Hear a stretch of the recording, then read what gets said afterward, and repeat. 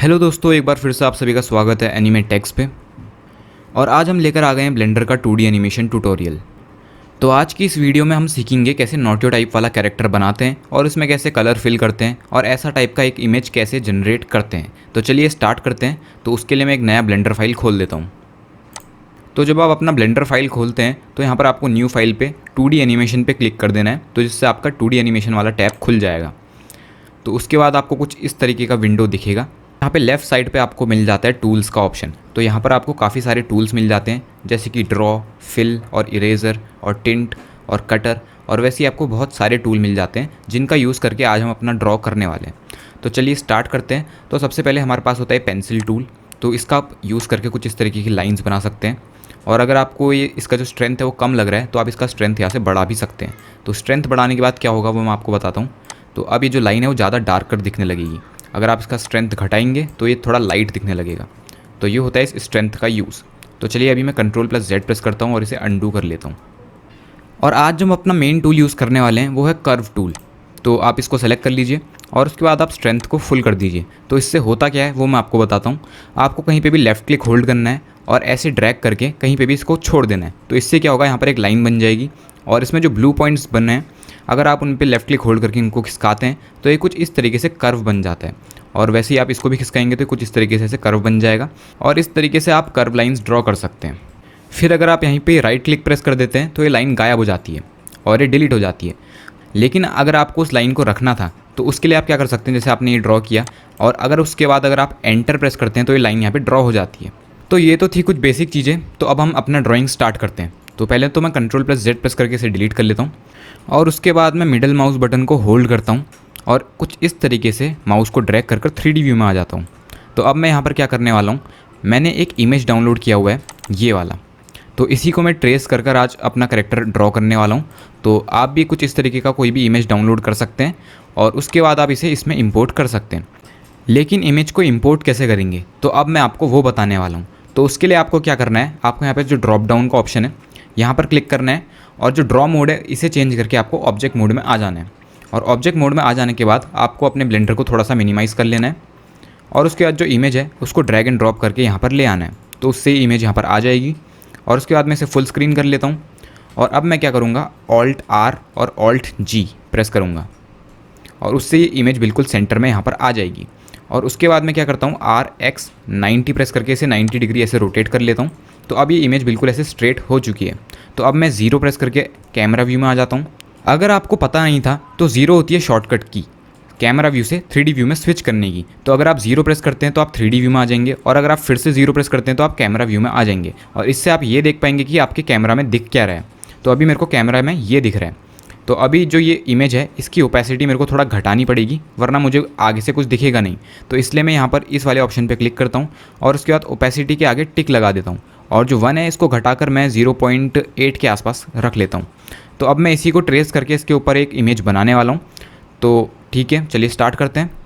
लेकिन उससे पहले मैं इस इमेज को कैमरा व्यू में फ़िट कर लेता हूँ। तो उसके लिए मैं क्या करूँगा, पहले तो मैं कैमरा को सेलेक्ट करूँगा कुछ इस तरीके से।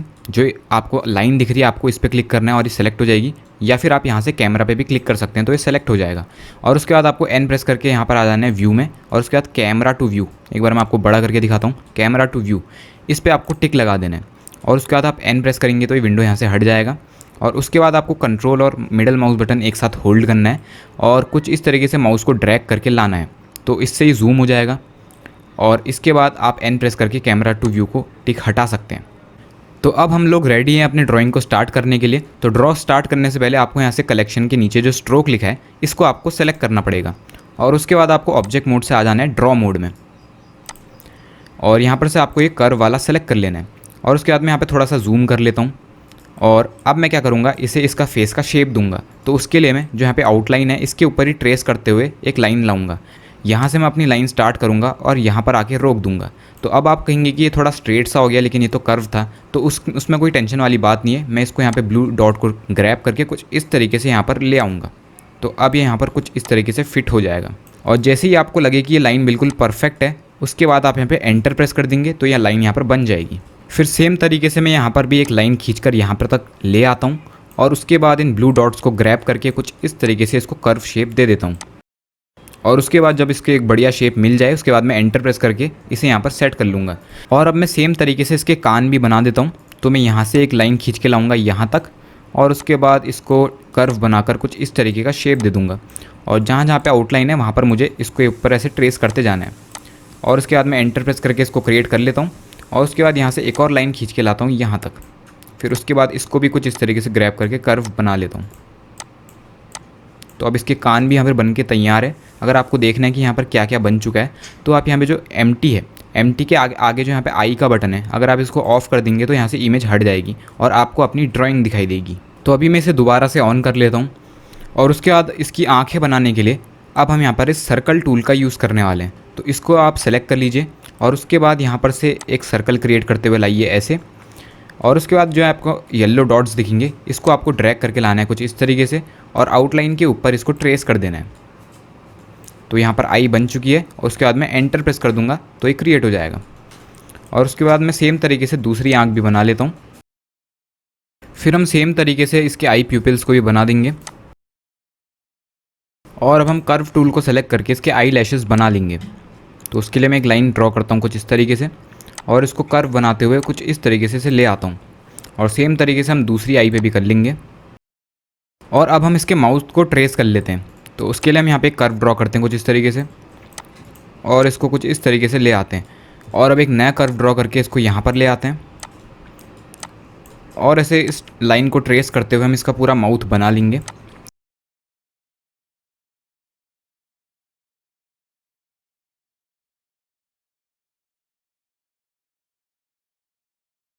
तो अब एक बार हम इस एम्प्टी को हाइड करके देखते हैं अपनी ड्राइंग। तो अभी ये कुछ इस तरीके का दिख रहा है। तो अभी जो इस एम्प्टी के आगे का आई बटन है इसको हम वापस से ऑन कर लेते हैं। और अब मेरे ख्याल से आप समझ गए होंगे कि कैसे आपको आउटलाइन को फॉलो करना है और एक कैरेक्टर को पूरा ड्रॉ करना है। तो चलिए यहाँ पर मैं वीडियो को फास्ट कर लेता हूँ और पूरे कैरेक्टर को ड्रॉ कर लेता हूँ। और उसके बाद हम सीखेंगे कि इसमें कैसे आपको कलर फिल करना है।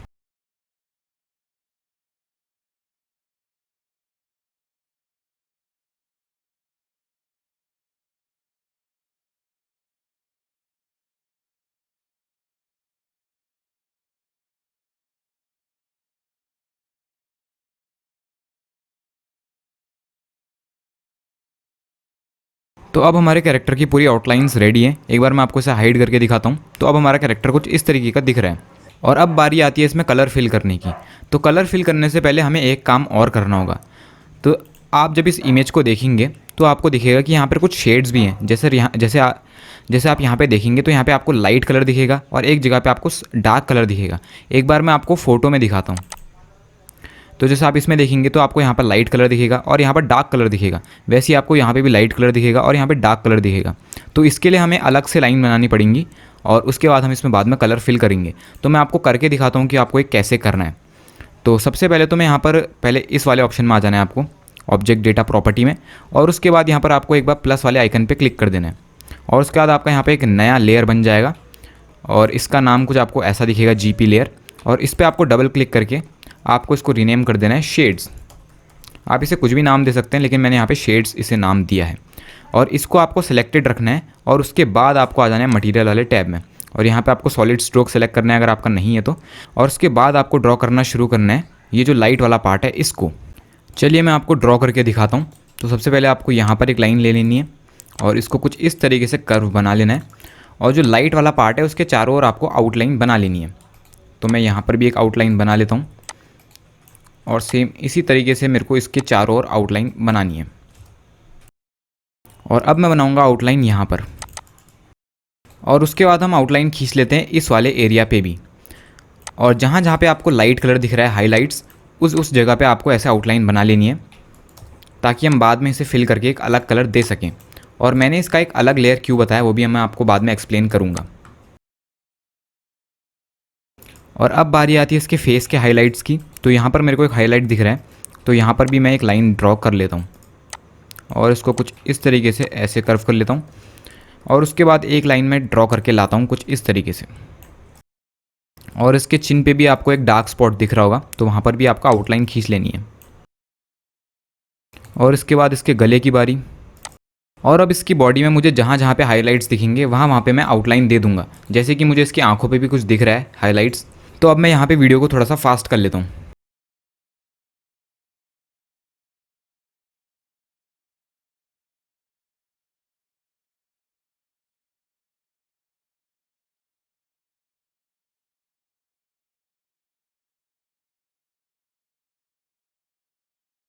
तो अब हमारे कैरेक्टर के सारे हाइलाइट्स भी रेडी हो चुके हैं और अब मैं आपको बताता हूँ कि मैंने हाइलाइट्स एक अलग लेयर में क्यों रखा है। जैसे अगर आप इस ऑब्जेक्ट डेटा प्रॉपर्टी में आकर जो शेड्स है इसके आगे का जो आई का बटन है अगर आप इसे ऑफ कर देते हैं तो ये हाइलाइट्स वाला आउटलाइन गायब हो जाता है और जब हम इसमें कलर फिल करेंगे उसके बाद हम शेड्स वाले को हाइड कर देंगे। तो अभी फ़िलहाल हम इसे ऑन कर लेते हैं और अब मैं आपको बताने वाला हूँ कि आपको कलर कैसे फिल करना है। तो कलर फिल करने के लिए आपको जो फिल वाला लेयर है उसको सेलेक्ट कर लेना है। ध्यान रखना आपको फिल वाला लेयर ही सेलेक्ट करना है और उसके बाद आपको आ जाना है मटेरियल वाले टैब पे और यहाँ पर आपको एक नया मटेरियल ऐड कर लेना है। और उससे पहले कि हम एक मटेरियल सेलेक्ट करें हम यहाँ से एक नया विंडो खींच के लाते हैं और इसमें हम ऑन कर लेंगे इमेज एडिटर और इसमें हम अपनी इमेज को ओपन कर लेंगे जो हमने डाउनलोड की हुई थी और यहीं से हम अपने कलर को पिक करने वाले हैं। तो इसलिए मैंने एक नया विंडो यहाँ पर खोला।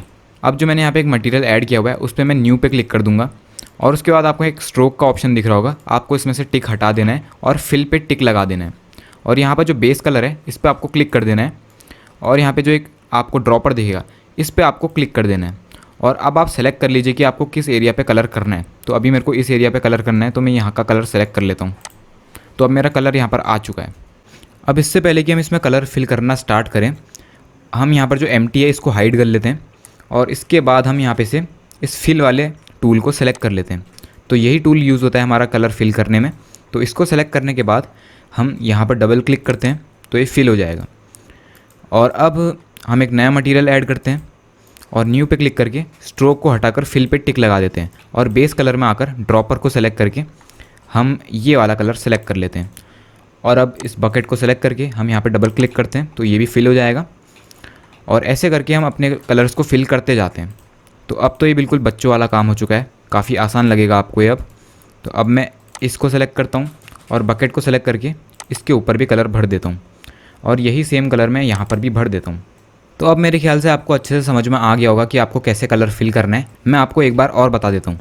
आपको यहाँ पे प्लस पे क्लिक करना है और न्यू पे क्लिक करना है और उसके बाद आपको स्ट्रोक में से टिक हटा देना है और फिल पे टिक लगा देना है और बेस कलर को आपको यहाँ से ड्रॉपर पे क्लिक करके यहाँ से सेलेक्ट कर लेना है। तो मैं यहाँ से इसका टीथ का कलर सेलेक्ट कर लेता हूँ और उसके बाद आपको बकेट्स को सेलेक्ट करके इसके ऊपर डबल क्लिक कर देना है और वैसे ही आपको इसके ऊपर और इसके ऊपर और इसके ऊपर भी कर देना है। तो ये फिल हो जाएगा और अब मैं इसकी आँखों में भी आपको कलर करके दिखा देता हूँ।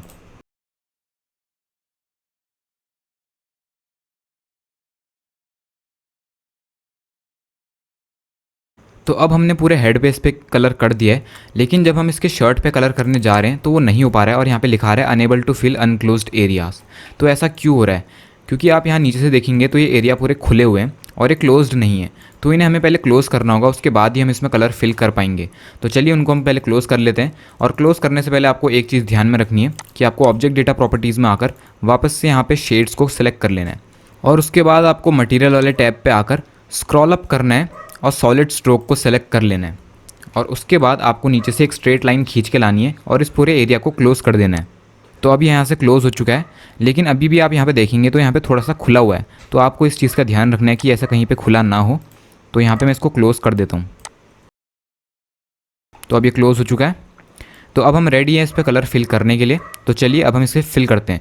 तो उससे पहले हम ऑब्जेक्ट डेटा प्रॉपर्टीज़ में आएंगे और फिल्स को सेलेक्ट कर लेंगे और उसके बाद हम मटेरियल वाले टैब पे आएंगे और जैसा कि मैंने आपको बताया आपको ड्रॉपर वाले बटन पे क्लिक करना है और यहाँ से सेलेक्ट कर लेना है कलर और उसके बाद आपको बकेट्स को सेलेक्ट कर लेना है और इस पर कलर फिल कर लेना है और सेम मैं यहाँ पर भी कर देता हूँ और सेम मैं यहाँ पर भी कर देता हूँ।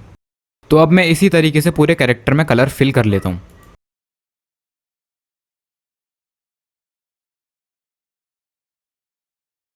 तो अब हमने यहाँ पे सारे कलर्स फिल कर लिए हैं और अभी ये आपको उतना कुछ खास नहीं लग रहा होगा लेकिन जब मैं यहाँ से इसके जो शेड्स वाला लेयर है इसको मैं हाइड करूँगा तो उसके बाद आप देखना है कैसा लगेगा। तो देखिए यहाँ पे जो शेड्स है इसको आपको सेलेक्ट कर लेना है और इसके आगे का जो आई वाला बटन है इसको आपको ऑफ कर लेना है। तो अब ये कुछ इस तरीके का दिखने लग गया और ये पहले से काफ़ी बेहतर लग रहा है। लेकिन अभी आपको कहीं कहीं पे कुछ खराबियाँ दिख रही होंगी, मैं आपको जूम करके दिखाता हूँ। तो जैसे आप यहाँ पे देख रहे होंगे कि यहाँ पे पूरा वाइट वाइट सा कुछ जैसे डॉट सा बना हुआ है। तो इसे आप कैसे फिक्स करेंगे? तो इसके लिए मैं आपको एक तरीका बताता हूँ। आपको यहाँ से ड्रॉ मोड से आ जाना है एडिट मोड में और उसके बाद आपको यहाँ पर राइट क्लिक प्रेस कर देना है और आपको कुछ डॉट्स दिखाई देंगे और अगर आप इस डॉट को ऐसे सेलेक्ट करते हैं और उसके बाद जी प्रेस करते हैं तो आप इसे ग्रैब कर सकते हैं और इसको मैं ग्रैब करके ऐसे ले आता हूँ और इसको ग्रैब करके ऐसे ले आता हूँ। तो इस तरीके से आप इन जो वाइट वाला एरिया है इसको फिल कर सकते हैं। तो मैं सेम तरीके से यहाँ पर भी इसको फिक्स कर लेता हूँ। और इस तरीके से आपके कैरेक्टर में जहाँ जहाँ पे कोई भी फ्लॉज हैं आप उनको फिक्स कर सकते हैं। तो अब हमारा कैरेक्टर बन के तैयार है और आज की वीडियो में हमने नॉट योर टाइप का कैरेक्टर ड्रॉ कर लिया। आशा करता हूँ कि आपको ये वीडियो पसंद आई होगी, और अगर आप चाहते हैं कि हम ऐसी वीडियो और लाएं चैनल पे तो आप चैनल को सब्सक्राइब करिए, और मिलते हैं आपसे नेक्स्ट वीडियो में।